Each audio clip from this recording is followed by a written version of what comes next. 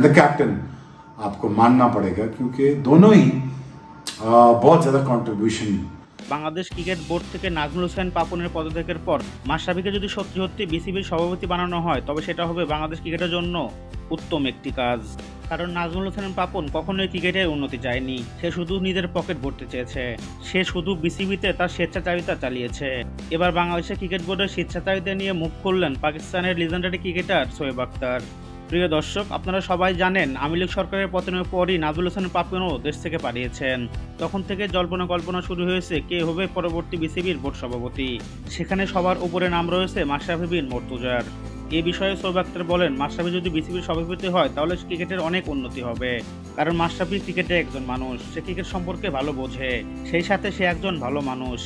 মাশরাফিকে যদি বিসিবির বোর্ড সভাপতি করা হয় তাহলে বোর্ড থেকে দুর্নীতি দূর হয়ে যাবে এবং সেই সাথে ভালো ভালো ক্রিকেটার বের হবে বাংলাদেশ থেকে। বাংলাদেশ ক্রিকেটের উন্নতি করতে হলে মাশরাফির মতো একজনকে বিসিবির সভাপতি করা দরকার। কারণ বাংলাদেশে ভালো ভালো ক্রিকেটার রয়েছে, শুধুমাত্র পাপনের স্বেচ্ছাচারিতার কারণে তারা বাদ পড়েছে। প্রিয় দর্শক, আপনি কি শোয়েব আখতারের সাথে একমত তা অবশ্যই কমেন্ট করে জানিয়ে দিবেন আমাদের ভিডিওর কমেন্ট বক্সে।